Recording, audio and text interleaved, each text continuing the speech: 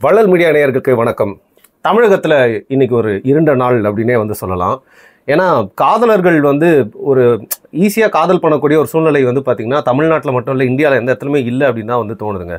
ஒரு கொடை இல்லாமல் மழை காலத்தை கடந்து போக முடியாது, ஒரு மரத்தோட நிழல் இல்லாமல் வெயில் காலத்தை கடந்து போக முடியாது. இந்த மாதிரி காதல்னு ஒன்று வந்துட்டா ஓயோ ரூம் இல்லாமல் எப்படி காதலர்கள் அவங்களோட கூடல் இருக்கும் அப்படிங்கிறது தான் ரொம்ப கவலையாக இருக்குது.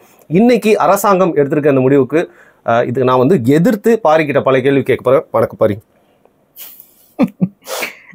ஏங்க நீங்க இப்போ ஒழுக்க முறையோட இருக்கீங்க, நீங்க அப்பா அம்மா சொல்றதெல்லாம் கேட்டு நல்ல பையனா இருக்கீங்க. எங்களை மாதிரி பசங்க அது எவ்வளவு பெரிய, நான் இன்னைக்கு கடந்து வந்துட்டேன்னு வச்சுக்கோங்க. இப்போ பொது விஷயங்களை பேசுறதுக்காக வந்துட்டு எனக்கு இனிமேல் பிரச்சனை இல்லை, முடிஞ்சு போச்சு. ஆனா எவ்வளவு பேர் இன்னைக்கு கஷ்டப்படுவாங்க தெரியுமா? இன்னைக்கு ஒரு அறிவிப்பு செய்திகள்ல வருது, ஓஎர்எம்ஸ்ல இனிமேல் திருமண சான்றிதழ் இல்லாம அனுமதிக்க மாட்டேன்ட்டு. அவங்களே கடையை மூடிட்டாங்கன்னு பொருள் அதுக்கு. அதுதான் உண்மை. ஏன்னா இது வரைக்கும் எந்த கல்யாணமானவனும் ஓஏ ரூம் பக்கம் ஒதுங்கினதே கிடையாது. எங்கேயாவது ஒரு சாமானிய எதுக்கு போனால் அந்த ஓஏ போர்டு இருந்துச்சுன்னா கூட அந்த ஹோட்டலை அவாய்ட் பண்ணணுங்கிற சுச்சுவேஷன் தான் ஃபேமிலி மெம்பர்ஸ்க்கு இருந்தது. காரணம் என்னன்னா, வெளிப்படையாக நம்ம பேசுவோமே, இதை காவல்துறை சார்ந்தவர்களே நிறைய பேர் இந்த முறையை ஒழிக்கிறதுக்கு படாதபடுப்பட்டாங்க. ஏன்னா ரொம்ப லீகலைஸ்டா ப்ராஸ்டியூஷன் நடக்க ஆரம்பிச்சது இந்த ஓயோ ரூமோடைய ஸ்கீம்ஸ். ப்ராஸ்டியூஷனே நடந்துச்சு. அது பல கேஸ்களே ஃபைல் பண்ணாங்க காவல்துறை. ஏன்னா எந்த ஒரு ஹோட்டல்ஸும் முன்னாடி எப்படி பண்ணியிருப்பாங்க அப்படின்னா, இந்த ஆப் வர்றதுக்கு முன்னாடி அவங்க அவங்க போறவங்களுடைய ஐடி கார்ட்ஸு இது எல்லாத்தையும் வாங்குவாங்க. கல்யாணம் ஆயிருக்கா இல்லையான்னு கண்டுபிடிச்சிடுவாங்க. அது தெரியும்ல நமக்கு. அதாவது அக்யூரேட்டா அவங்களால கண்டுபிடிக்க முடியலனாலும் ஒரு மாதிரி டவுட் வர மாதிரியான கப்பிள்ஸ்லாம் வந்தாங்கன்னா கல்யாணம் ஆனவங்களா என்னன்னு கேட்பாங்க. அப்போ நம்ம தமிழ் படங்களே காட்டுவாங்க ஒரு மாதிரி. ஆமாங்க, கல்யாணம் ஆனவங்கன்னு சொல்லிட்டு நம்ம போட்டோ இது எல்லாத்தையும் காமிச்சோம் அப்படின்னா, நீங்க மேரேஜ் சர்டிஃபிகேட் காட்டணும் இல்லை, கல்யாணம் ஆயிருக்குன்னு இப்போ மேரேஜ் போட்டோஸ் இந்த மாதிரிலாம் காமிச்சிங்கன்னா கூட அவங்க புரிஞ்சுக்குவாங்க, சரி ஓகே இவங்க கல்யாணம் ஆனவங்க தான் போல அப்படின்னு சொல்லிட்டு. அதுக்கப்புறம் 2 பேருடைய ஆதார் கார்டு இதெல்லாம் ஐடிலாம் வாங்கிட்டு தான் ரூம்ஸ் கொடுப்பாங்க. இதுதான் இதுக்கு முன்னாடி இருந்த நடைமுறை. நாளைக்கு ஒரு காவல்துறையெல்லாம் போயிட்டு யார் தங்கினாங்க, என்ன தங்கினாங்கலாம் கேட்கும் பொழுது பண்ணும் பொழுது அவங்க அந்த ரெக்கார்ட்ஸ்லாம் கொடுக்கணும். அதுதான் ஒரு முறையாக இருந்தது. இந்த முறையில் முதல்ல பிரச்சனையை உருவாக்கியது அப்படின்னு பார்க்கும் பொழுது அது இந்த ஓயோ ஆப். இவங்க வந்தோடனே என்ன பண்ணுறாங்கன்னு பார்த்தீங்கன்னா, ஒரு நாள் எடுக்கக்கூடிய ஹைரிங் தான் எப்பவுமே ஒரு ரூம் இருக்கும். அதாவது 9 to அடுத்த நாள் 12 hours நீங்க மினிமம் 12 ஹவர்ஸ்க்கு தான் உங்க ரூமை நீங்க புக் பண்ண முடியும். அதுக்கு தான் காசு அப்படிங்கிற மாதிரி இருக்கும். அதை ஹவர்லி பேசிஸ்ல கொண்டு வந்தது ஓயோ. ஏங்க சில பேருக்கு வெறும் ஹவருக்கு தங்க வேண்டிய ஒரு தேவை தான் இருக்கும், அவங்க ஹவர்லி பேசிஸ்ல கொடுக்குறாங்க. நல்ல விஷயம். ஜப்பான்ல ஒரு சின்ன பாட்லாம் அதுதான் அது இண்டிவிஜுவலா ஒருத்தர் தங்குறாரு. ஃபார் எக்ஸாம்பிள், நீங்க இன்னைக்கு ஏதோ நல்ல பிரியாணி சாப்பிட்றீங்க, அது ஒத்துக்காம போகுது, வெளியூர்ல இருக்கீங்க. அப்ப ஒரு 2 மணி நேரம் 3 மணி நேரம் தின்ன பிரியாணிய இது பண்ணிட்டு தான் போகணும்னு ஒரு சூழல் வந்துருச்சுன்னு வைங்க. அப்ப நீங்க ஒரு ஓயோ ரூமுக்கு போயிட்டு 1 மணி நேரம் 2 மணி நேரம் போயிட்டு அங்க என்னமோ பண்ணிட்டு வரீங்க, அது வேற. அந்த மாதிரி சுச்சுவேஷனுக்கு இது ஓகே. அப்ப நீங்க தனியா போகும்போது ஓகே. ஒரு பெண்ணோட நீங்க போகும்போது 1 மணி நேரம் 2 மணி நேரத்துல என்ன பண்ணுவீங்க? உங்க கேள்வி எனக்கு புரியல பாரு. பெண்ணோட வரீங்க, சொல்லுங்க. 1 மணி நேரம் 2 மணி நேரம் மட்டும் நீங்க அந்த ரூம்ல போய் தங்கிட்டு என்ன பண்ண போறீங்க? ஒரு உடல்வாதை இந்த மாதிரி இருக்கு, எனக்கு ஒரு நாள் ஃபுல்லா நான் தங்க போறது இல்லை, நான் வேற எங்கேயோ போக போறேன், அது ஓகே. இல்லை குளிச்சுட்டு மட்டும் போகணும், அதுக்கு மட்டும் எனக்கு குளிச்சுட்டு கிளம்பி போறதுக்கு மட்டும் எனக்கு ஒரு ரூம்னா ஓகே, 1 மணி நேரம். ஆனா ஒரு 2 கப்பிள்ஸ் கல்யாணம் ஆகாதவங்க இவங்க 1 மணி நேரம் 2 மணி நேரம் நான் தங்கி டிஸ்கஸ் பண்ணிட்டு போறோம், பேசிட்டு போறோம் அப்படின்னா என்ன நடக்கும்னு உங்களுக்கு தெரியும். Bro, I'm not a boomer, okay? நான் 2K கிட்ஸ்கானவன். நான் சொல்றேன், ஒரு பையனும் ஒரு பொண்ணும் போயிட்டு சந்தோஷமா இருக்கணும்னு நினைக்கிறாங்க. பீச்ல இருந்தாலும் தப்பு, பார்க்ல இருந்தாலும் தப்பு, ரயில்வே ஸ்டேஷன்ல தப்பு. அவங்க எங்க தான் போயிருப்பாங்க? இப்ப அங்க பிரச்சனை எங்க இருந்து ஆரம்பிச்சதுன்னா, காவல்துறையே நிறைய எஃப்ஐஆர்ஸ் ஃபைல் பண்ணிருக்காங்க இந்த விஷயத்துல. நிறைய இடங்கள்ல நிறைய ஊர்ல நடந்தது என்ன அப்படின்னா, நம்ம ஊர்ல இன்னைக்கு ப்ராஸ்டியூஷன் தடை இல்லைன்னு சொல்லி உச்சநீதிமன்றம் வரைக்குமே சொல்லிட்டாங்க. ஏதோ ஒரு நார்ம் இருக்குல்ல, ஆனால் அதுல ப்ராஸ்டியூஷன் தடை இல்லை, பட் பிம்பிங் தடை. பெண்கள் விபச்சாரம் செய்து கொள்ளலாம், அவங்கள விற்பனை செய்து கொள்ளலாம், அதற்கு தடை இல்லை. ஆனா அவங்கள வச்சு எவனாவது பொழப்பு நடத்தினா அவனுக்கு பிரச்சனை. ஸோ ஆண்கள்லாம் வர மாட்டாங்களா அந்த கேட்டகரியில? ஆண்களும் அது மாதிரி இல்லை. இப்போ அதுதாங்க, யாரு வேணா பண்ணிக்கலாம். ப்ராஸ்டியூட்டோ ஃபீமேல் ப்ராஸ்டியூட்டோ நீங்க பிம்பு இல்லாம பண்ணிக்கணும். ஓகே, அப்பனா அது உங்களுக்குள்ள டீலிங்ல போயிடும், அது தனிப்பட்ட உரிமைன்னு போயிருமா.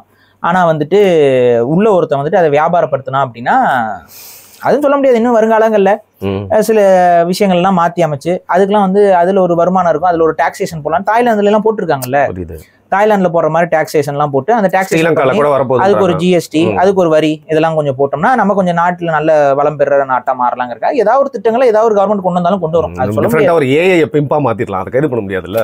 ஸோ இந்த மாதிரிலாம் இருக்குது. அப்ப நம்ம என்னன்னா இந்த மாதிரி பிம்பிங்க்கு வந்து தப்பு அப்படின்னு நம்ம சொல்றோம். இங்க வந்து பாத்தீங்கன்னா ரொம்ப சுலபமா ஒரு சேஃபான செக்யூரான ஒரு ஹோட்டலு, அங்க வந்து யார் வேணாலும் கூட்டிட்டு போகலாம். அங்க கூட்டிட்டு போயிட்டு ஒரு 1 மணி நேரம் 2 மணி நேரத்துல இது பண்ணிட்டு காசு கொடுத்துட்டு வரலாம்னா இது ரொம்ப குறைந்த பட்ஜெட்ல வெளிப்படையா அது ப்ராஸ்டியூஷனை ப்ரொமோட் பண்ணுதுன்னு சொல்லிட்டு காவல்துறை அதிகாரிகளே பல முறையிட்டும் பார்த்துட்டாங்க.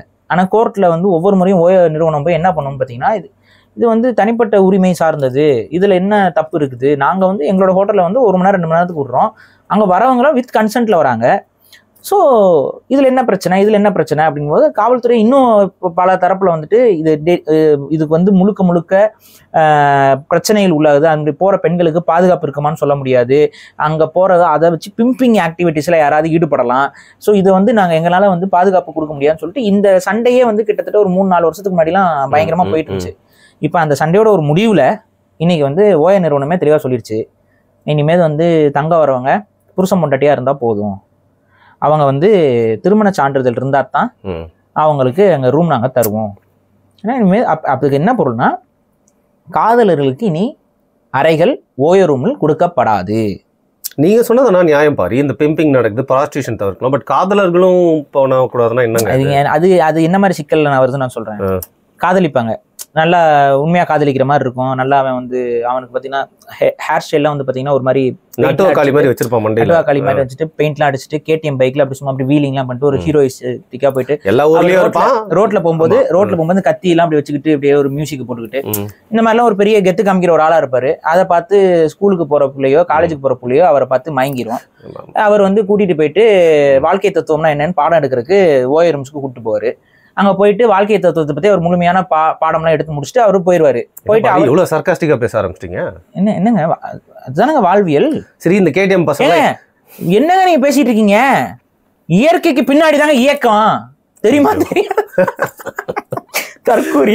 ஆனா இப்ப ஒண்ணு இந்த கேடிஎம் பசங்க எல்லா ஊர்லயும் இருப்பாங்க. எதுக்கு ஏதோ கொண்டு வந்து சொருங்க பாத்தீங்களா? ஐயோ இல்ல, இந்த கேடிஎம் பசங்க எல்லா ஊர்லயும் இருப்பாங்க, எல்லா மதத்திலயும் இருப்பாங்க, எல்லா சமூகத்திலயும் இருப்பாங்கல்ல. இந்த மாதிரி பசங்க சொல்ற தறிக்கேட்டு அலையிறவங்க எல்லா தரப்புல இருந்து வர்றாங்களான்னு கேக்குறேன். நீங்க வந்து புள்ளிங்கோன்னு சொல்றதுக்கு வந்து ஒரு ஐடென்டிட்டி எல்லாம் கொடுக்காதீங்க. புள்ளிங்கோங்கிறதா ஒரு ஐடென்டிட்டி, சரியா? அந்த ஐடென்டிட்டிக்குள்ள எந்த ஐடென்டிட்டியில புள்ளிங்கோ இருக்காங்க அப்படிலாம் அதெல்லாம் ஒண்ணும் இல்ல. புள்ளிங்கோங்கிறதே வந்து அந்த லைஃப்ல எது இலக்குங்கிறது தெரியாம வாழக்கூடிய பசங்களை தான் புள்ளிங்கன்னு சொல்றோம். எது இலக்கு தெரியாது, அதனால எதையாவது போட்டு தலையில அப்பிக்கிட்டு ஏதாவது ஒன்று பண்ணிட்டு இப்படி அப்பிக்கிட்டு இருந்தா ஏதாவது வேலை கிடைக்குமா? எவனா வேலை கொடுப்பானா? கொடுக்க மாட்டான். கொடுக்கலனாலும் பரவாயில்ல, எனக்கு என்ன. ஓகே, இப்போ இயற்கைக்கு அப்புறம் இயக்கத்துக்கு வருவோம். நீங்க வேற அதை ஞாபகப்படுத்தி. சரி சரி. ஸோ இந்த மாதிரி வந்து தரிகட்டத்தனமா சுத்துறவனுங்க என்ன பண்றானுங்கன்னா, பெண்களை கூட்டிட்டு போயிட்டு இந்த மாதிரி தப்பா பயன்படுத்திட்டு வந்துடுறாங்க. இங்க பிரச்சனை என்னன்னா, இவனுங்களுக்கு விந்தணுக்கள் வெளியேற்றப்பட்டா அது கக்கூசுக்கு போதோ இல்ல வந்து கழிவறைக்குள்ள போதோ அது பிரச்சனை கிடையாது. ஆனா ஒரு பெண்ணுடைய கருவறைக்குள்ள போச்சுன்னா குழந்தை உருவாயிருது. இயற்கை இயக்கம்லாம் ஒரு பக்கம், இயற்கை விந்தணு ஒரு பெண்ணுடைய கருவறைக்குள்ள போச்சுன்னா குழந்தை உருவாயிரும்.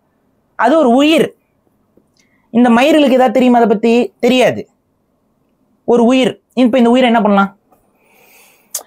அந்த இடத்துல நம்ம வானவில் சப்போர்ட்டர் குரூப்ஸ்லாம் வந்து பார்த்தீங்கன்னா அபார்ஷன் இஸ் அவர் ரைட் அப்படின்பாங்க. நான்லாம் அதெல்லாம் சொல்ல மாட்டேன். அபார்ஷன் வந்து ரைட்டுன்னு சொல்லவே கூடாது. அது ஒரு விதமான கொலை. அது ஒரு குழந்தை, ஒரு சிசுவை கொலை பண்ண சிசு கொலை தானே அது. இப்போ நானே கேட்குறேன், அந்த குழந்தை ஆண் குழந்தையா பெண் குழந்தையாங்கிறத பார்த்துட்டு அது பெண் குழந்தையா இருந்துச்சுன்னா கொலை பண்ணா அது பேர் என்ன? கண்டிப்பா என்னங்க, ஃபீமேல் இன்ஃபான்டிசைடுங்க. அப்ப அது பெண்ணாகவும் இருக்கலாம் ஆணாகவும் இருக்கலாம்னு தெரிஞ்சுக்க. சாரி, அது ஆணாகவும் இருக்கலாம் பெண்ணாகவும் இருக்கலாங்கிறத தெரிஞ்சுக்க முன்னாடியே பண்ணிட்டு அது கொலை இல்லையா? கண்டிப்பா கொலை தான். கொலை தான். அதை நீங்க எப்படியாவது ஒன்று சொல்லி நியாயப்படுத்திட்டு இருக்க முடியாது. நான் உண்மையை சொல்லிட்டேன், அவ்வளவுதான். ஏதோ அந்த குழந்தையோட வளர்ச்சியில பிரச்சனை இருக்கு, அந்த குழந்தைக்கு ஒரு குணப்படுத்த முடியாத நோய் இருக்கு, அந்த குழந்தை வந்து வெளியில வந்தா ரொம்ப பெரிய துயரத்தை அனுபவிக்கும் அப்படின்னா அது கருணை அடிப்படையில அது வேற. கருணை கொலைகள் எப்படி இன்னைக்கு அனுமதிக்கப்படுகிறதோ மனித சட்டத்தில், அதே போல அது கருணை கொலைகள் வேற. ஆனா நான் முறைகேடா வாழ்ந்துட்டேன், நான் ரொம்ப தப்பான வாழ்வியலை ஃபாலோ பண்ணி போயிட்டேன், எனக்கு சுய ஒழுக்கம் கிடையாது, சுய கட்டுப்பாடு கிடையாது, காமம் கட்டற்றதுன்னு சொல்லி பேசினா ஒரு பைத்தியக்காரன், அந்த பைத்தியக்காரன் பேச்சு கிட்ட நான் இந்த மாதிரி வீணா போயிட்டேன். காதலர்களுக்கு பாதுகாப்பு வேண்டும். காதலர்களுக்கு பாதுகாப்பு வேண்டும், அவர்கள் என்ன செய்தாலும் தவறு கிடையாது, அது அவருடைய தனிப்பட்ட விருப்பம்னு சொல்றவங்க எல்லாம் நம்பி நான் ஏமாந்துட்டேன். அப்படி ஏமாந்ததுனால இன்னைக்கு என் வயித்துல ஒரு குழந்தை உருவாயிருச்சு, ஆனா அந்த குழந்தைய நான் நசுக்கி கொள்ளுவேன் அப்படின்னா அது கொலைதான். அதெல்லாம் நியாயப்படுத்திட்டு இருக்க முடியாது. அது ஒரு பாவச் செயல் தான். அது புறச்சூழ அழுத்தத்தின் மூலமா எந்த ஒரு பெண்ணுக்குமே அதை செய்யணுங்கிற எண்ணம் வராது. ஆனா புற அழுத்தத்தின் மூலமாக உனக்கு லைஃபே இருக்காது, அவன் கல்யாணம் பண்ணிக்க மாட்டான், அவன்லாம் ஒரு ஆளு, அவன் குழந்தை நீ வயிற்றுல சுமக்க போறியா, அது இதுன்னு எக்ஸ்டர்னல் ப்ரெஷர்ஸ். இயற்கையா விட்டுருங்களேன். இயற்கையா பண்ணீங்க, இயற்கையா ஒன்று உருவாகுது, இயற்கையா வந்துடட்டுமே அதுவும் வெளியில. இயற்கையா நீங்களும் வளர்த்துடுங்களேன். அப்படின்னா என்ன பண்ணுவோம், முழுமையா இயற்கையா இது பண்ணணும். கரெக்டா? இயற்கையில எனக்கு தேவையானதை மட்டும் நான் எடுத்துக்குவேன், தேவையில்லாததை நசிக்கிடுவேனா அது இயற்கையா? இயற்கைனா என்ன தெரியுமா? காதலரும் காதலியும் ஒன்றாக இருப்பது இயற்கை தான். அதுல பாரிசாலன் என்னைக்குமே முறைகேடான்னு நான் சொன்னதில்லை. அது பேர் களவு ஒழுக்கம். களவியல்ங்கிறது ஒழுக்கமற்ற செயல் இல்லை, களவு ஒழுக்கம். அந்த களவு ஒழுக்கம் கற்பில் கனிய வேண்டும்ங்கிறது தான் தமிழர் முன்னோர்கள் சொல்லி கொடுத்தது. இயற்கைக்கு எதிராலாம் யாரும் இங்க பேசல, அதையும் சொல்லிடுறேன் சில பேருக்கு. ஏன்னா அதே ஏதாவது நீங்க நடுவில் ஏதாவது வெட்டிட்டு வந்து பரப்பாங்க, அதுக்கு தான் சொல்றேன். பேசாம நம்மளே ஷார்ட்ஸ் போடலாமா? இவங்க நம்ம வீடியோ புரியல, இவங்க ஏதாவது தப்பா வெட்டி பரப்புவாங்க. அப்ப அந்த களவு அப்படிங்கிறது இயற்கையாக நடக்கிறது. ஆனா அது வந்து கற்பியல்ல போய் அது மாறணும். அப்படின்னா அந்த இதுல வந்து திருமணமாக மாறணும். அதன் மூலமாக அந்த பிள்ளை பேர்களை தடுக்கக்கூடாது. இதெல்லாம் இருக்கு இல்லைங்க. அப்ப இயற்கையா விட்டுருங்கிறேன் நான். ஆமா, அந்த பொண்ணுக்கு அவனை பிடிச்சிருக்கு, அவனுக்கு அந்த பிள்ளைய பிடிச்சிருக்கு, ரெண்டு பேரும் அவங்களுடைய காதலை பகிர்ந்து கொண்டார்கள். அதன் மூலமாக அவர்களுக்கு ஒரு கிஃப்ட் கிடைச்சிருக்கு. சாண்டா கிளாஸ் ஒரு கிஃப்ட் கொடுத்துருக்காரு. அந்த கிஃப்ட் வளர்த்துட்டு போக வேண்டியதானே? இல்ல இவங்கெல்லாம் இருப்பாங்க, அந்த கிஃப்ட் மட்டும் கழுத்து திருக்கி போட்டுருவோம், நசுக்கி போட்டுருவோம், இடுக்கிய உள்ள விட்டு தலையை நசுக்கி கொண்டுருவோம். அதானங்க அபாசனை. இது நடந்துச்சா இல்லையா? இந்த ஓயர் மாதிரியான ரூம்கள்ல இந்த மாதிரி இடம் கொடுக்கறது மூலமாக எத்தனை பெண்கள் திருமணத்துக்கு முன்பு, அவங்களுடைய எதிர்காலத்தை தீர்மானிப்பதற்கு முன்பு படிக்க போன பெண்கள் தவறான வாழ்வியல்ல திசை திருப்பப்பட்டு அடுத்தவனோட இச்சைக்கு இரையாகி நடந்துச்சா இல்லையா? எத்தனை அட்டூழியங்கள். அவங்களோட லைஃப் என்ன ஆகும்? அந்த மாதிரி ஒரு குழந்தைய அவங்க பெற்று சமந்துட்டாங்கன்னா சொல்லுவாங்களா? வெளிப்படையா சொல்லுவாங்களா? எனக்கு வந்து ஒருத்தரோட நான் ஓயரம்ல போய் ஒதுங்கியிருந்தேன், அந்த நேரத்தில் எனக்கு வந்து ஒரு வயிற்றுல கொஞ்சம் பிதிங்கி ஒன்று வந்துருச்சு, அதனால நான் வந்து அதை நசுக்கி போட்டேன், இதுதான் என்னுடைய கேரக்டர், நான் இப்போ வரன் தேடுறேன், மாப்பிள்ளை தேடுறேன்னு ஏதாவது ஒரு மேட்ரிமோனியில பார்த்துருக்கீங்களா? அந்த பையன் தான் சொல்லுவானா? அந்த பையனும் சொல்ல போறதில்ல. அவன் விட்டான், அவன் அடுத்து ஒரு 10 பேரை ஏமாத்திட்டு போயிட்டே இருப்பாங்க. பொறுக்கி பையன். அப்ப இந்த பெண்கள் என்ன சொல்லுவாங்க? இவங்களும் குற்ற உணர்ச்சியோட மனசுல வச்சுக்கிட்டு மறைச்சிட்டு தானே அடுத்து நடந்து போவாங்க. இது நடக்குதா இல்லையா இன்னைக்கு யதார்த்த இதுல? இது எல்லாத்துக்கும் ஒரு கிரியா ஊக்கியாக அந்த ஓயர் ரூம்கள் இருக்கா இல்லையா? ஓயர் ரூம்ஸ் அதை தான் பண்ணுது. அவங்களுக்கு என்ன? காசு. தப்பானவங்க கிட்ட இருந்து காசு. இந்த மாதிரி இப்போ பெண்களுக்கு வந்து என்னன்னா, ஒரு பெரிய ஹோட்டல் மாதிரி இருக்கும்போது பிரச்சனை இல்லை. புரியுதுங்களா? முன்னாடி வந்து பாத்தீங்கன்னா சொல் வழக்கிலே இருக்கும், இதெல்லாம் தப்பான லாட்ஜஸ் சொல்லுவாங்க. லாட்ஜுங்கிறது எல்லாமே நம்ம பேர் தப்பான, இதெல்லாம் தப்பானவங்க இருக்க லாட்ஜுன்னு சொல்லுவாங்க. என்ன தப்பானவங்க இருக்காங்க? சமூக குற்றங்கள் செய்யறவங்க வந்து தங்குற இடம் அதெல்லாம் கிடையாது. இந்த மாதிரியான இதை அனுமதிக்கக்கூடிய லாட்ஜஸ் தப்பானவங்க இருக்க லாட்ஜுன்னு சொல்லுவாங்களா இல்லையா? இன்னைக்கு அப்படி ஏதாவது இருக்கா? இன்னைக்கு எல்லா லாட்ஜ்லையும் இந்த மாதிரி ஓய மாதிரியான நிறுவனங்கள் வந்ததுக்கு அப்புறம் அவைகள் தப்பாக பயன்படுத்தப்படுகிறது. அவங்க அதுல இருந்து புக் பண்ணிட்டு வருவான், இவங்க இதுல இது பண்ணிருப்பாங்க, அதுல புக் பண்ணிருக்கேன் பாருங்க அப்படின்னு சொல்லிட்டு அந்த புக்கிங் இதை காமிச்சிட்டு அவங்க உள்ள போயிடுறாங்க. ஆப் மூலியமா புக் பண்ணிட்டு போறது. எந்த ஒரு இதுவும் இல்லை, கேட்டா ஓய மூலமா புக்கிங் வந்துச்சுங்கன்ட்டு போயிடுவாங்க இவங்க. இது தப்பான ஒரு தொழில், அறமற்ற ஒரு தொழில். இதனால அந்த பெண்களுக்கு பாதிப்பு, இதை பத்தி எவனுமே கேட்க முடியாது, கேள்வி கேட்க முடியாது. கேட்டா அது அவங்க தனிப்பட்ட சுதந்திரம் வாங்க. அதாவது ஒழுக்கமான வாழ்விலை வாழணும்.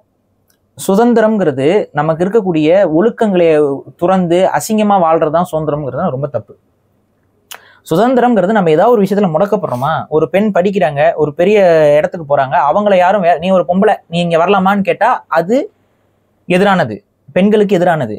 அந்த மாதிரி ஏதாவது இருக்குதா இன்னைக்கு நடைமுறையில? ஒரு காலத்துல இருந்துச்சு. ஒரு காலத்துல பெண்கள் வந்து இன்இக்வாலிட்டியில இருந்தாங்க, அதெல்லாம் யாரும் இங்க வந்து இல்லையே நம்ம சொல்லல. ஒரு காலத்துல ஆஃப்டர் ஆல் நீ ஒரு புள்ள, உனக்கு என்ன இருக்கும், நீ எங்கேயும் போகக்கூடாது, நீ படிக்க கூடாது, நீ இது செய்யக்கூடாது. இன்னைக்கு அந்த உளவியல் வந்து முழுவதுமாக மாற்றி அமைக்கப்பட்டு கொண்டிருக்கிறது. மனசுல இருக்கலாம், மேபி இருக்கலாம். அப்படி இருக்கவங்களும் கொஞ்சம் கொஞ்சமா மாறி. நான் என்ன கேட்கிறேன், எந்த தகப்பன் இன்னைக்கு என் புள்ள படிக்க வேணாம்னு நினைக்கிறான்? எல்லாருமே எனக்கு சாப்பாட்டுக்கெல்லாம் கூட என் பொண்ணு படிக்க வைக்கணும் அப்படின்னு தான் நினைக்கிறேன். மாறிடுச்சுல. ஆனா ஒரு காலத்துல வந்து படிக்க வைக்க பெண்களுக்கு எதுக்கு படிப்பு, நீ படிச்சு என்ன பண்ண போற அப்படின்னு கேட்பாங்க சொல்லிட்டு இருந்தான். இன்னைக்கு அதெல்லாம் நடந்துருச்சு. இன்னைக்கு எல்லா பெற்றோர்களும் தங்கள் பெண் பிள்ளைகளை வந்து வேலைக்கு அனுப்ப ஆரம்பிச்சிட்டாங்க. வேலைக்கு போறாங்க, அவங்களுக்கும் ஒரு கெரியர் வச்சிருக்காங்க, அவங்க வாழ்க்கையை வாழ்றாங்க, பணத்தை ஈட்டுறாங்க, சம்பாதிக்கிறாங்க, டிபெண்டன்சி இல்லாம வாழ்றாங்க. இதெல்லாம் நடந்து கொண்டிருக்கு. பெண்கள் சுதந்திரமாகத்தான் இன்றைய காலகட்டத்தில் வாழ்ந்து கொண்டு இருக்கிறார்கள். ஆனா இன்னும் சுதந்திரம் அப்படின்னு சொல்லிட்டு இவங்க என்ன பண்றாங்கன்னா, கட்டற்ற ஒழுக்கங்கள் அற்ற வாழ்வியலை நோக்கி பெண்களை புஷ் பண்றாங்க. பெண் சுதந்திரம்னா என்னன்னா, ஒரு பெண் படித்து கலெக்டர் ஆகி அதன் மூலமாக சமூகத்திற்கு ஒரு வழிகாட்டலை உருவாக்குறதோ, ஒரு பெரிய அரசியல் தலைவர் ஆகிறதோ, இல்லை ஒரு பெரிய அதிகாரி ஆகிறதோ, இல்லை படித்து மேதை ஆகிறதோ, இல்லை பெரிய சயின்டிஸ்ட் ஆகிறதோ, இல்லை நிலாவில் போய் கால வைக்கிறதோ, இந்த மாதிரியான சாதனைகளை பெண்கள் ஆண்களுக்கு ஈக்குவலா செய்து காட்டி அதன் மூலமாக சமூக அந்தஸ்து பெறுவதுதான் பெண்ணியமே தவிர்த்து, அதற்கு தான் பெண்ணியவாதிகள் பாடுபடணுமே தவிர்த்து, பெண் வந்து கண்டவர்களோடையும் கர்ப்பமாகலாம், அந்த கர்ப்பத்தை கலைக்கலாம், அந்த உயிர்களை கொல்லலாம், உயிர்களை பாதுகாத்து வளர்த்தல் தான் பெண்ணுடைய கடமைன்னு சொல்றதுதான் தப்பு. பெண்கள் தான் முதல்ல போய் அபார்ஷன் பண்ணணும், அபார்ஷன் இஸ் அவர் ரைட்டு. அதுக்கப்புறம் வந்துட்டு பெண்கள் வந்து பப்புக்கு போகலாம், கிளப்புக்கு போகலாம், ஆண்கள் குடிக்கிறார்கள் கூத்தடிக்கிறார்கள், பெண்களும் குடிக்கணும் கூத்தடிக்கணும். இதெல்லாம் பெண்ணியமே கிடையாது. இது ஒழுக்கமற்ற வாழ்வியலை. எல்லா ஆண்களும் குடிச்சிட்டு கூத்தடிக்கிறானா? சரி, நான் கேட்குறேன், அப்படி குடிச்சிட்டு கூத்தடிக்கக்கூடிய ஒரு அரசியல்வாதியை நீங்க தேர்ந்தெடுப்பீங்களா? எப்படி கேட்டீங்க? நான் கேட்குறேங்க, குடித்து விட்டு கூத்தடிப்பது சுதந்திரம் அப்படின்னா, அப்படி குடிச்சிட்டு கூத்தடிக்கக்கூடிய ஒரு அரசியல்வாதியை இந்தியாவுடைய பிரதமராகவோ பிரைம் மினிஸ்டராகவோ தேர்ந்தெடுக்க நீங்கள் தயாரா மக்கள்? அது எப்படி? அப்ப என்ன, அப்ப சுதந்திரம் கிடையாதுல்ல? அது தவறான வாழ்வியல் முறையில, தவறான வாழ்வியல் முறையில் இருக்கவனை நம்பி நாட்டை ஒப்படைக்க மாட்டேன் நீ உன் மனசு சொல்லுதுல, இது ஆமா தப்பு தானேன்னு தொடியுதுல. அதான் நான் சொல்றேன். தப்புன்னு சொல்ல கத்துக்கோங்க. சமரசத்துக்கு இடம் கொடுக்காதீங்க. தப்புனா தப்புன்னு பேசுங்க, கிளியரா பேசுங்க, கிளியர் அண்ட் கட்டா பேசுங்க. இதாங்க நான் சொல்லி புரிய வைக்கிறேன். இது இவங்களுக்கு பொறுக்க மாட்டேங்குது. எனக்கு தெரிஞ்சு சில கட்சிகள்ல வந்து இந்த ஓயோ விஷயத்துக்கு எதிராக வந்து ஆர்ப்பாட்டங்கள் பண்றதுக்கும் வாய்ப்பு இருக்கு. கண்டிப்பா வாய்ப்பு இருக்கு. வள்ளுவர் கோட்டத்தில் இயற்கைக்கு பின் தான் இயக்கம்னு இறங்கினாலும் இறங்குவாங்க. இந்நேரம் பாரிசாலன் தவறாக பேசி விட்டாருன்னு வீடியோ போட்டாலும் போடுவாங்க. எந்த கட்சியா வேணா இருக்கலாம், இளைஞர்களோட வாக்கு கவரணும்னு சொல்லிட்டு அதுல சில பேர் போடுவாங்க. பாரிசாலன் நம்ம நண்பர் தான், இருந்தாலும் அவருடைய இந்த கருத்து நான் இருந்தாலும் அவருக்கு இந்த விஷத்தை கொடுத்துருவோம். குடிச்சிருங்க பாரிசாலன். என்ன எனக்கு புரியவே இல்லை. நஞ்சு முன்பர் நனி நாகரிகங்கிறத தப்பா புரிஞ்சுக்கிறீங்களாப்பா? அதான் அந்த இடம் இருக்கா இல்லையா? தப்புதான். ஓயருங்கிறது அவங்க ஒரு காதலும் காதலியும் நாளைக்கே போராட்டம் அறிவிச்சாலும் அறிவிப்பாங்க இவங்க. புரியுதா? ஒரு தனி மனிதனுக்கு காமம் இல்லை என்றால் ஜெகத்தினை அழித்து விடுவோம் அப்படின்னு சொல்லி கிறங்கினால இறங்கிடுவாங்க. வாங்க நண்பாஸ், வாங்க நண்பீஸ் எல்லாம் போயிட்டாங்கன்னா இளைஞர்கள்லாம் என்ன பண்றது? அதான் நான் என்ன சொல்றேன், தப்புனா தப்பு. இந்த ஓயரும் மூலயமாக சமூகத்தில் நீங்க ஒரு காதலனும் காதலியும் நான் வந்து சேர்ந்து இருக்கிறதுக்கு வாய்ப்பு இல்லையா, சேர்ந்து பேசுறதுக்கு வாய்ப்பு இல்லையா அப்படின்னா, சேர்ந்து பேசுவாங்க, சேர்ந்து இருப்பாங்க. சமூகம் அவர்களுக்கு ஒரு அழுத்தத்தை கொடுக்கும். இந்த அழுத்தம் என்பது அவர்கள் பிரிஞ்சணுங்கிறதுக்காக கிடையாது, மாறாக அதை சேர்ந்துடணுங்கிறதுக்காக. இதுதான் நீங்க புரிஞ்சுக்கணும். இப்ப காதலிக்கிற பெண்ணையே காதலன் கல்யாணம் பண்ணிக்கிட்டேன் அப்படின்னா, நான் அதை யாரையும் தனிப்பட்ட ரீதியாலும் சொல்லலை, சொல்றேன் நான். காதலிக்கிற பெண்ணை ஒருத்தன் திருமணம் செய்து கொண்டாள் அப்படின்னா யாராவது அவதூறு பேச முடியுமா? யாரும் அவதூறுலாம் பேச முடியாது. ஆனால் காதலிச்ச பெண்ணை எதோ காரணம் காட்டி எவனாவது ஒருத்தன் கல்யாணம் பண்ணிக்காம கடந்து போனான் அப்படின்னா அப்பதான் பிரச்சனைகள் வரும், அப்பதான் அவச்சொல்கள் வரும். இது அந்த காலத்துல சங்க இலக்கியத்துல இருக்குங்க, நான் சொல்லல. சங்க இலக்கியத்துல இருக்கு. என்னோட பாஸ்ட் பர்சனல் லைஃப்லாம் பத்தி நீங்க இன்டைரக்டா பேசுற மாதிரி எனக்கு உங்களை சொல்லலைங்க, நான் பொதுவா சொல்றேன். உங்களை நான் தனிப்பட்ட ரீதியா சொல்ல, உங்களை மட்டும் இல்ல, யாரையும் தனிப்பட்ட ரீதியா சொல்லல. ஆனா காதலித்த பெண்ணை ரீதியா சொல்லல. சரி, காதலித்த பெண்ணை கரம் பிடிக்கணும். அப்பதான் அந்த கரம் பிடிக்கணுங்கிற எண்ணத்துலதான் நீ காதலிக்கணும். கரம் பிடிக்கிறதுக்கு ஐடியா இல்ல, அவர் சொன்னாரு இவர் சொன்னாருங்கிறதுக்காகலாம் வந்து கல்யாணம் பண்ணிக்க முடியாம போகுதுங்கிற மாதிரி சுச்சுவேஷன் வந்தா நீ காதலிச்சிருக்கவே கூடாதுங்கிறத என்னோட கருத்து. புரியுதா? காதலிக்கிறது தப்பு இல்ல, காதலிச்சா கல்யாணத்துக்காக காதலி. அது இவர் காதலிப்பாராம், அந்த பொண்ணு கொண்டு பிடிக்கலன்னா காதலே நடக்காதுல்ல. இல்ல அந்த பொண்ணு வந்து இல்ல ஒத்து வராதுன்னு சொல்லி பிரிஞ்சு போயிட்டா பிரச்சனையே வராதுல்ல. ஆனா இங்க பிரச்சனை ஏன் வருது? இங்க தப்பு இருக்குது, அதனால வருது. யாராவது ஒருத்தவங்களுக்கு ஏதாவது ஒரு ஒண்ணுக்காகாத காரணம் இருக்கும், அந்த ஒண்ணுக்காகாத காரணத்தை வேற மாதிரி அவங்க சொல்லிக்கிட்டு பிரிஞ்சு போவாங்க. காதலிக்கும் போது அந்த காரணங்கள் தெரிஞ்சிருக்கணும்ல. அன்னைக்கு ஸ்டேட்டஸ் தெரியாது, அன்னைக்கு சாதி தெரியாது, அன்னைக்கு மதம் தெரியாது. நான் என்ன சொல்றேன், இதெல்லாம் தெரிஞ்சுக்கோ. தெரிஞ்சுக்கிட்டு இந்த பொண்ணோட தான் நம்மளால வாழ முடியும் அப்படின்னா நீ காதலி. அது தெரிஞ்சுக்கிற முன்னாடியே பண்றது பேர் காதல் கிடையாது, காமம். அது இன்னும் கொஞ்சம் நாசுக்காலம் சொல்ல விரும்பல, வெளிப்படையா சொல்லிடுறேன். இல்ல உங்களை சொல்லலைங்க, நான் பொதுவா தான் சொல்றேன். நீங்க ஏங்க உள்ள மூக்க நுழைக்கிறீங்க? சரி, ஓகே. அதாவது இப்ப விபச்சாரி கிட்ட போறவன் என்னைக்காவது நீ என்ன மதம், நீ என்ன சாதி, அதெல்லாம் கேட்க நீ மாட்டாங்க. என்ன ஆளுக, இல்ல நான் இந்த ஆளுகளோட தான் நான் இது பண்ணுவேன் அப்படின்னு ஏதாவது Blood விபச்சாரி group என்ன அதெல்லாம் கேக்குறீங்களாடா? கேட்கறது இல்ல. உங்களோட சொசைட்டியல் ஸ்டேட்டஸ் என்ன? நான் பெரிய பணக்காரன், நான் படுக்கிற பெண்கள்லாம் வந்து பணக்கார பெண்களா தான் படுக்கிறது. இன்னும் எவனாவது ஒருத்தன் விபச்சாரிகிட்ட உட்காந்து வேக்கனம் பேசிட்டு இருக்கானா? புரியுதா? அப்ப விபச்சாரி மீது அவனுக்கு ஏதாவது அன்பு இருக்குமா? அவன் விபச்சாரி எதற்காக அணுகிறான்? சபலத்துக்காக, காமத்திற்காக அணுகிறான். அப்ப காமம் மற்றும் எண்ணத்துல இருக்கு அவனுக்கு. இது எதுவுமே கண்ணப்படாது, கரெக்டா? ஆனா திருமணத்துக்கு ஒரு ஆண் பெண்ணை தேடும்போது என்ன பண்றான்? இணைவி என்ன சாதின்னு கேட்கறான், என்ன மதம்னு கேட்கறான், அந்த சாதிக்குள்ள என்ன உட்பிரிவுன்னு கேட்பான், அதுக்கப்புறம் வந்துட்டு உங்க குலதெய்வம் என்னன்னு கேட்பான், அதுக்கு அடுத்து என்னன்னு பண்ணா உங்க பொருளாதார நிலை என்ன, டௌரி என்ன, உங்க அப்பா சொத்து எவ்வளவு, உங்க அப்பா சொத்து என்ன, உங்க தம்பி என்ன பண்றான், அண்ணன் என்ன பண்றான், எல்லாம் விசாரிச்சு அந்த குடும்பம் நல்ல குடும்பம், அந்த பொண்ணு மேல எல்லாம் கரையில அப்ப நான் தானே கல்யாணம் பண்றாங்க. அப்ப இவங்க காதல்ங்கிற பேர்ல எதையுமே கேட்கலன்னு சொல்லி ஒரு பண்ற ஒரு இதுக்கு என்னன்னு புரியுதா? இப்ப ரெண்டுமே தப்பு தான். புரியுதா நான் சொல்றது? இப்ப காதலிக்கிறேன் ஆனா எதுவுமே எனக்கு தெரிய தேவையில்லை, நான் காதலிக்கிறேன்னு சொல்லி காதலிப்பது காமத்தை மட்டுமே கொண்டது. இதுதான் நான் சொல்றேன். எதுவுமே எனக்கு தெரிய தேவையில்லை, காதலிக்கிறேன், காதலே வராதுங்க, காமம் தான் வரும். ஒரு பெண்ணின் மீது காமம் வருவதற்கு அவளை பற்றி தெரிந்து கொள்ள வேண்டிய அவசியம் இல்லை. காதலிப்பதுக்கு தான் அவளை பத்தி முழுசா தெரியணும் நமக்கு. புரிஞ்சுக்கணும். ஆமா, காதலிக்கணும்னா முழுசா தெரிஞ்சுக்கணும். காமத்துக்கு மட்டும்னா தெரிஞ்சுக்க யாருன்னு ஒரு தெரிஞ்சுக்க தேவையில்லை, முகத்தோட பார்க்க தேவையில்லை. இதான் உண்மை. அப்ப இன்னைக்கு இதுதான் நடந்துகிட்டு இருக்கு. இங்க காதலுக்கும் காமத்துக்கும் இருக்க வித்தியாசம் தெரியாம காதலை தூக்கி பிடிக்க வேண்டியவர்களாம் காமத்தை தூக்கி பிடிச்சிக்கிட்டு வக்காலத்து வாங்கிட்டு இருக்கானுங்க. அதை தான் நான் சொல்றேன், அதை தான் கடிஞ்சு பேசுறேன். காமம் வேறு, காதல் வேறு, ரெண்டு போட்டு குழப்பாத. இந்த காம சிந்தனை ஒருபோதும் என்னைக்கு காதலிக்கிற பெண்ணை இவன் வந்து கல்யாணத்துக்கு முன்பே வந்து நான் காமத்துக்கு இச்சைக்கு உள்ளாக்கணும்னு நினைக்கிறானோ அன்னைக்கே அவன் காதல் அங்க செத்து போச்சு. இவ்வளவுதான் விஷயம். சரி, இப்போ கடைசியாக ஒன்று கேட்குறேன், ரொம்ப ப்ராக்டிக்கலாக. இவ்வளோ நேரம் ஜோக்ஸ் அப்போ நிறைய விஷயம் சீரியஸாகவும் பேசணும், பண்ணியாகவும் பேசணும். ஜென்ரல் நீங்கள் பார்த்துருப்பீங்க, நம்ம இளைஞர்கள் காதலர்கள்லாம் வந்து கூடக்கூடிய இடங்கள் அப்படிங்கிறது பீச்சாக இருக்கலாம், பார்க்காக இருக்கலாம், சில நேரத்தில் தேட்டராக இருக்கலாம், காஃபி ஷாப்பு, எல்லாமே. ஸோ அவங்க ஒரு கூடல் இருக்கும், கொஞ்சம் அவங்க இன்டிமேட்டாக இருக்கதான் வந்து நினைப்பாங்க.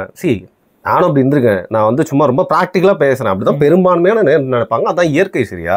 ஆனால் அங்கே எந்த இடத்துல ஒரு ரெஸ்ட்ரிக்ஷன் இருக்குது, அது ஏதாவது ஒரு லைன் இருக்கா? இந்த ஒரு கண்ட்ரியில் வந்து கிஸ் பண்ணலாம் பப்ளிக்கில், தெரியும்ல. இன்னொரு கண்ட்ரியில் பப்ளிக் டிஸ்பிளே ஆஃப் அஃபெக்ஷன் வந்து தப்பு. நம்ம இந்தியாவில் அந்த மாதிரி ஏதாவது ஒரு வரைமுறை இருக்கா அப்படின்னு தெரியவே இல்லை. ஏன்னா அது அவங்களுக்கும் ரொம்ப பாதுகாப்பாக இருக்கும், மற்றவங்களும் அவங்கள போயிட்டு எதுவும் இன்க்ளூட் பண்ண முடியாதுல்ல, அதனால கேட்குறேன். இந்தியாவில் வந்து இது நீ செய்யணும், இது செய்யக்கூடாதுன்னு பெரிய அளவுலாம் பிரச்சனை இல்லை. பட் ஆனால் பப்ளிக்கில் இன்டிமேசின்னு நீங்க சொல்ற இந்த விஷயங்கள், ஒரு கணவன் மனைவி கைகோர்த்து இருப்பது இன்டிமேசின்னு நீங்க சொல்லுவீங்கன்னா அதுவும் ஒரு விதமான இன்டிமேசி தான். ஆனா அது வந்து இந்திய சட்டத்துல தவறு கிடையாது. பட் ஆனா இன்டர் கோர்ஸ் அப்படிங்கிறது இந்திய சட்டத்துல தவறு தான். எங்க கல்யாணம் கணவன் மனைவி கூட பப்ளிக் இன்டர் கோர்ஸ் பண்ண முடியாதுங்க, நான் அது கேட்கல. பட் இல்ல, பண்ணிருக்கிறாங்க, பப்ளிக்ல இன்டர் கோர்ஸ் பண்றாங்க. இன்னைக்கெல்லாம் கார்ல பண்றாங்க, பார்க்குடு கார்ஸ்ல கேசஸ் ஃபைல் ஆயிருக்கு, தெரியுமில்ல, இந்தியாவில், டெல்லியிலாம். அவங்க ஹஸ்பண்ட் ஒய்ஃபா இருந்தாலும் தப்பு தான். ஓகே. ஸோ வந்து public nudity, public inter course, பப்ளிக்ல அப்சீன் விஷயங்களை ஈடுபடுறது, அது either kissing or something like எதுவாக இருந்தாலும் இந்திய அரசியலமைப்பு சட்டத்தின் அடிப்படையில் இதுவரை அது தவறு. ஓகே, அது தப்பு. ஸோ நடுவில் ஒரு யூனிவர்சிட்டியில் வந்து கிஸ்ஸிங் வந்து பப்ளிக்கா இது தடை செய்யக்கூடாதுங்கிறதுக்காக எல்லாம் முத்தம் கொடுத்துட்டு ஒரு முட்டாள் கூட்டம். கேரளால தான் இந்த கிறுக்குத்தனம்லாம் பண்ணுவாங்க. நான் சொல்லல, விவேகானந்தர் சொல்றாரு, கேரளாவில் பைத்தியக்கார ஆஸ்பத்திரின்னு சொல்லி அவர் எழுதியிருக்காரு. அந்த மாதிரி கிறுக்குக்காரத்தனத்தை பண்ணாங்க. உடனே எல்லாரும் முத்தம் கொடுத்துட்டு இருந்தாங்க. அன்னைக்கு எனக்கு புரியல, 2 ஆம்பளைங்க முத்தம் கொடுத்துட்டு இருந்தாங்க. அன்னைக்கு எனக்கு புரியலைங்க உண்மையாவே. ஏன்னா அன்னைக்கெல்லாம் வந்து இந்த வானவில் தோழர்களை பத்திலாம் தெரியாது. இப்ப புரியுது. ஏன்னா இது நான் சொல்றதுலாம் வந்து 10 வருஷத்துக்கு முன்னாடி நினைக்கிறேன், 10 years பிஃபோர் நடந்துச்சு கேரளால. ஏதோ ஒரு யூனிவர்சிட்டியில எல்லாம் முத்தம் கொடுத்துட்டு இருந்தாங்க. பட் ஏன்னா அதுக்கு தடை இருக்கு, இந்தியாவில் அது தப்பு அப்படிங்கிறது ஒரு விஷயம் இருக்கு. அதை வந்து நார்மலைஸ் பண்ற இடத்துல ஒரு குரூப்பும் அலையிறது பண்ணிட்டு தான் இருக்கிறாங்க. அப்சீன், நியூடிட்டி அண்ட் இதெல்லாம் வந்து தடை செய்யப்பட்டிருக்கு. சம் ரிலீஜியஸ் இதுக்கு மட்டும் எக்ஸப்ஷன் கொடுத்துருக்காங்க.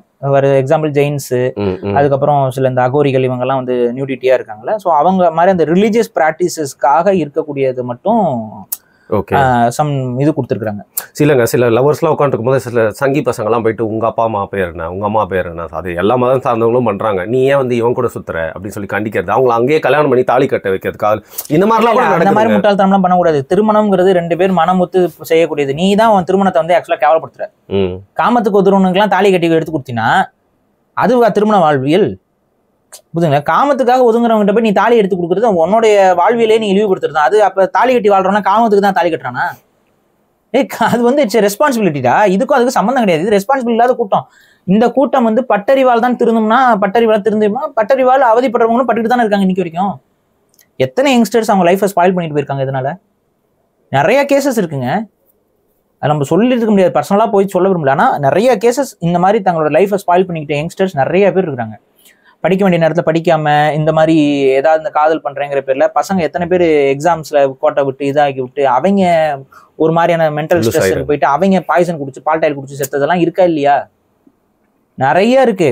நம்ம ஒரு நாளைக்கே அந்த மாதிரி செய்திகள்லாம் வந்துகிட்டு தான் இருக்கு. ஸோ இது வந்து தேவையில்லாத ஒரு விஷயம். வாழ்க்கை என்பது வேற, இது வேற. இந்த காம சிந்தனைகள் வந்து இந்த இளம் பருவத்துல காதல் பருவம் வரதான் செய்யும். எல்லா மனிதர்களுக்கும் அந்த காலத்துல இருந்து இந்த காலம் வரைக்கும் வரும். ஆனா அதை வந்து நெறிப்படுத்துறதுக்கு தானே ஒழுக்கவியல் கோட்பாடுகள். காம சிந்தனையும் வரும், எழும். ஆமாங்க, ஆமாம், அது நேச்சுரல் பினாமினன் தாங்க. ஆனா அதை ஒழுங்குபடுத்துறது தானே மனித நாகரிகம்.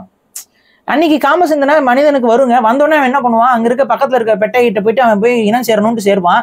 அந்த பெட்டைக்கு குழந்தை இருந்துச்சுன்னா அந்த குழந்தைய கொண்டுட்டு இனம் சேருவான். நாகரிகமற்ற மனிதன். அவன் காம சிந்தனை அப்படி இருந்துச்சு அந்த காலத்துல. அப்படி இருந்தா மனித இனம் வாழ்ந்துருக்குமா? அந்த அந்த பெண் வந்து வேற ஒருத்தன் கூட வாழ்ந்தவளா இல்லை அதெல்லாம் பார்க்க மாட்டான். அவன் மாட்டு போய் காமத்தை இது பண்ணுவான். குரங்காக இருந்த காலகட்டத்துல அவன் அதெல்லாம் பண்ணிட்டு இருந்தான். மனிதனாக மாற மாற மாற இப்படி இருக்கக்கூடாது. குடும்ப முறைன்னு ஒண்ணு இருக்கு. இது மகள், இது அம்மா, இது தாய், இதெல்லாம் பிரிக்க ஆரம்பிக்கிறான். இந்த மாதிரி இருந்தா தான் குடும்பம் வந்து சரியா இருக்கும், குடும்ப வாழ்வியல் ஒழுக்கமா இருக்கும்னு சொல்லிட்டு அவன் முடிவு பண்ணி சில வரையறைகளை போட்டு தான் நாகரிகம், குடும்ப முறை இதெல்லாம் உருவாகுது. குடும்ப வழக்கம் தமிழர்கள் இன்னும் ஒரு படி மேல போய் அதுல வந்து கிளை லொட்டு லொசுக்குன்னு நிறைய குடிவழிகள் இதெல்லாம் உருவாக்கி அவன் வந்து திருமண வாழ்வியல அப்படி கட்டமைச்சுக்கிட்டான். இந்த முறையில திருமணம் செய்யலாம், அந்த முறையில திருமணம் செய்யக்கூடாதுங்கிறதுல எதை வச்சு கொண்டு வரான்? இது இந்த புரிதலின் அடிப்படையில் தானே கொண்டு வராங்க. இதுதான் வாழ்வியல். இந்த வாழ்வியலை நமக்கு முன்னோர்கள் உருவாக்கி அதை நீ வந்து கொஸ்டின் பண்ணு, கேள்வி கேளு, பிரச்சனை கிடையாது. ஆனா நீ அதை டெஸ்ட்ராய் பண்ற. அதை பற்றியான எந்த புரிதலும் இல்லாம நீ அதை அழிக்க பாக்குற. இந்த கட்டற்ற காமம் என்பது குடும்ப வாழ்வியலுக்கு எதிரானது. நான் அதை தான் சிம்பிளா சொல்றேன். எந்த ஒரு பெண்ணும் எந்த ஒரு ஆணும் என்னோட பாஸ்ட் லைஃப்ல இதெல்லாம் நடந்துச்சுன்னு சொல்லி வெளிப்படையாக சொல்லி கொண்டு திருமணத்திற்கு வருவது இல்லை, வர மாட்டாங்க. பாஸ்ட் வந்து ஹைட் பண்ண தான் பார்ப்பாங்க. ஆனா பாஸ்ட் என்னைக்குமே ஹைடாக இருக்காது. நடந்த விஷயங்களே இருக்குது. கல்யாணத்துக்கு முன்பு ஒரு பெண் இருப்பாங்க, அவங்களுக்கு ஒரு காதலன் இருப்பான். அவங்க காதலன்னு 2 பேரும் பரஸ்பர இதுல பிரிஞ்சிடுறாங்க. பிரிஞ்சுட்டு கல்யாணம் ஆகுது, அவங்க கர்ப்பம் தரிக்கிறாங்க. அதற்கப்புறம் அந்த பெண்ணும் அந்த ஆணும் பழைய காதலனும் ஒன்னாக இருந்த காணொளிகளை கணவனுக்கு அனுப்பி விடுறான். இது நடந்திருக்கு. எஃப்ஐஆர் ஃபைல் ஆகிருக்குது இந்தியாவில், தமிழ்நாட்டில். என்ன பண்றது? குடும்ப வாழ்க்கை முடிஞ்சு போச்சு. இவன் அதெல்லாம் எதிர்பார்த்து வரல. இந்த பையன் வந்து கேட்க ஆரம்பிச்சிட்டான், இது எனக்கு பிறக்கிற குழந்தையா அவனுக்கு பிறக்கிற குழந்தையா, டிஎன்ஏ சர்டிஃபிகேட் வேணும்னு கேட்டான். குடும்பத்துக்குள்ள பிரச்சனை, ஏமாத்தி கட்டி வச்சிட்டீங்கன்னு ஆகுது. டிவோர்ஸ்ல போய் முடியுது. யாருக்கு வாழ்க்கை போச்சு? குழந்தை உருவாயிருச்சு, மியூச்சுவல் டிவோர்ஸ்ல போயாச்சு.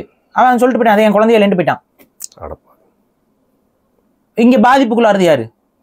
அந்த குழந்தை தான் முக்கியமா. குழந்தை, அதுக்கு அடுத்து பெண்ணு. ஸோ இப்படிதான் ஆகும். நான் தான் சிம்பிளா சொல்றேன், இயற்கையோட தன்மையை உணர்ந்து தான் நம்ம பேசுறோம். இங்க பாதிப்புக்குள்ளாருது பெண் தான். அட் த எண்டு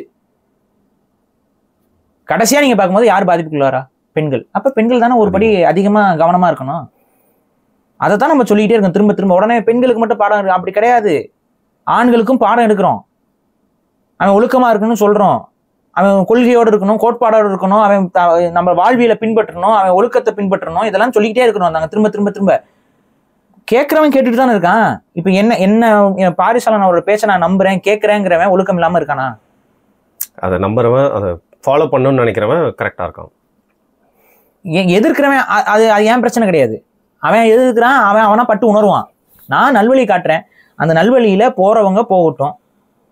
இல்ல வேண்டாம், எனக்கு எதிர்வழியில நான் போறேன்னா நானும் எனக்கு என்ன பிரச்சனை? நானே தடுத்துட்டா இருக்க முடியும். நீங்க போறேன்னா போய்க்கோங்க, உங்க உரிமை. நான் அதுல எல்லாம் தலையிடல. ஆனா அது பாதிப்பு. அந்த பாதிப்பை உங்களுக்கு முன்கூட்டியே நான் சொல்றேன், அவ்வளவுதான். நீங்க இந்த ஓய ரூம்ஸ்க்குலாம் வந்துட்டு ஆரம்பத்துல இருந்து இன்னைக்கு இல்ல, நான் முன்னாடியே எனக்கு தெரிஞ்சு ஒரு 3-4 வருஷத்துக்கு முன்னாடி நான் வீடியோ போட்டிருப்பேன். ஓய ரூம்களை தடை செய்யணும்னு சொல்லி காவல்துறை கிட்ட கோரிக்கை வைக்கிற மாதிரி ஒரு வீடியோ நான் போட்டிருப்பேன். அது மோனோலாக்ல நான் பேசியிருப்பேன், தனியாவே பேசியிருக்கேன். ஓய ரூம்கள்னால வரக்கூடிய பிரச்சனைகள் என்னன்னு அப்போ பேசினது. இன்னைக்கு வந்து அது ஏதோ கண்ணு முன்னாடி ஒரு நல்ல விஷயம். திருமண சான்று இல்லாமல் நாங்கள் இனிமேல் அனுமதி கொடுக்க மாட்டோம் அப்படின்னா அது முறையான குடும்பம் வாழ்வியல் என்னங்கிறது அது காட்டுது. இதுதான் முறையான வாழ்வு. ஒருவனுக்கு ஒருத்தின்னு சொல்லி ஒரு திருமண பந்தத்தில் வாழும் வாழ்க்கை தான் முறையான வாழ்க்கை. பெரியாரிஸ்ட் சொன்னாரு, அவர் சொன்னாரு, இவர் சொன்னாரு, கார்ல் மார்க்ஸ் சொன்னாருங்கிற பேர்ல குடும்ப ஒழுக்கத்தை சீர்குலைக்க இங்க பெரும் சதி திட்டம் நடந்து கொண்டிருக்கிறது. தமிழர்கள் அதுல கவனமா இருங்க. குடும்பத்தை இழந்துட்டீங்க அப்படின்னா உங்களை பாதுகாக்கிற பெண்களுக்குமே பாதுகாப்பு இருக்காது, குடும்பம் தான் பாதுகாப்பா இருக்கும். இப்ப கேட்பாங்க, குடும்பத்துக்குள்ளேயே பாதுகாப்பு இல்லாமல் சில சூழல்கள் உருவாகுது. ஆமா, உருவாகுது. குடும்பத்துக்குள்ளேயே பாதுகாப்பு இல்லாம ஒரு சில சூழல்கள் உருவாகும் பொழுது குடும்பமே இல்லைன்னா நீ யோசிப்பார். இவ்வளவுதான் நான் சொல்றேன். சரி, ஓகே. ஸோ ஓஹோன்றது ஒரு காலத்தில் இப்போ ஓயோ அது போயிருச்சேன்னு ஓனோன்னு நினச்சிருப்பாங்க. பட் அதுக்கான வந்து சொல்லப்படாத விஷயங்கள்லாம் என்னன்றதை வந்து ஆராய்ச்சி சொல்லியிருக்கீங்க. மிக்க நன்றி பாரு. நன்றி.